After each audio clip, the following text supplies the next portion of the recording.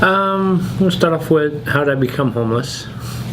I became homeless when the recession started. I'm born and raised in Phoenix, Arizona. I was down in Phoenix. I have a degree in culinary arts, so I was a chef down there. And of course, Arizona was the hardest hit state with the recession. So when Phoenix basically became a ghost town as far as housing and jobs went, a friend of mine talked me into moving up here to Portland. And I moved up here and kind of saw the same thing at first that was in Phoenix. So there was no housing, no jobs, there was nothing up here. But it's kind of weird because I kind of like being cold more than I like being hot. I was done with the heat, and so I liked it up here just for that reason at first.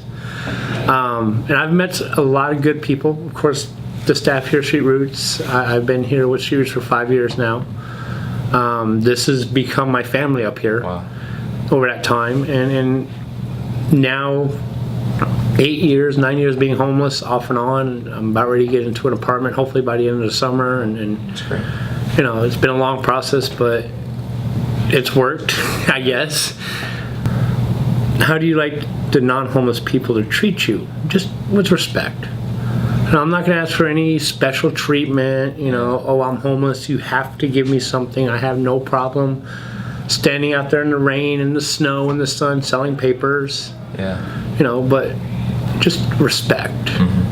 We're not second-class citizens. There are some mentally ill people out there. There are some people that are addicts, and they might come across scary or, dangerous, but for the most part, they're not. And they need respect just like everybody else does. The one thing I've noticed being homeless is a lot of the crimes that are done to homeless people are, kids right around your age who just want to go out and impress their girlfriends or boyfriends or whatever, and other homeless people. You're kind of making that step up, and it makes somebody jealous, and but I say about 95%. They treat us really good up here. The worst part of it, probably, you're going to hear this a million times, I'm sure, the winter months by far is the worst part, because you're constantly wet, you're constantly cold. We can't do like people who have houses. We can't go into a mall and shop and dry off and warm up. And if you go in a mall with a pack on, you gotta go. And you're constantly being moved around. You're constantly being bounced around, and that's when it gets rough. It's 85, 90 degrees outside. It's not too bad. But 40 and rainy, it kind of wears you down after a while. How did you? Because we just recently had kind of like the winter storm, right? So how? Can you maybe go through the process of what that was like for you? Yeah, because I actually stayed out in it. I didn't go into a shelter or nothing. And of course it helped I had a tent. So when you go through storms like that, and you'll hear it too probably, we've all talked about it before it hit the vendors here. You just want to make sure you got what you need to survive it. Heavy layers. And if you do choose to stay out in it, make sure you got some place to get out of the wind, and some place to even just warm up your hands for a few minutes. The weird thing about being cold is once you get numb, it's not too bad.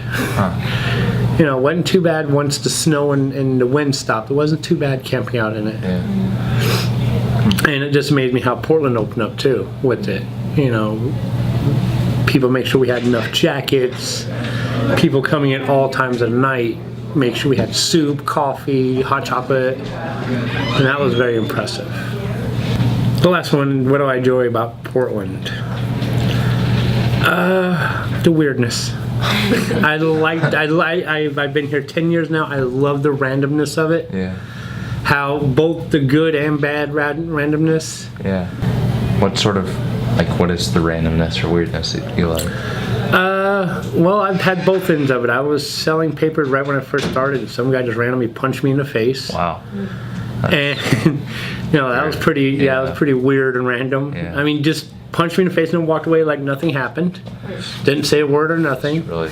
And then one time, me and my ex-wife were walking down Waterfront. This was back when we had our apartment, and we were arguing, and me and my ex-wife, we just stopped talking when we were arguing with each other, and someone just ran up to my ex-wife, and she goes, "You look like you need a hug," and gave her a big old hug. Wow. And my ex-wife was from New Jersey. She was just kind of, that doesn't happen there. And I'm like, that doesn't happen anywhere. So that's, just all of it together. Just to reiterate, treat homeless people with respect. I think if somehow or another that kind of happens, it'll get the problem calmed down quite a lot. Homeless people won't be so paranoid, so scared, so nervous. And when we are scared or nervous, we lash out. Every human being does when they're scared. Yeah, definitely. That's our natural instinct. So, that's really the main part of it. Yeah. We don't want to be homeless either. I know that the people who have houses don't want to see us there, and we don't want to be there. Yeah. But we ain't got much of a choice. So, just treat everybody with respect.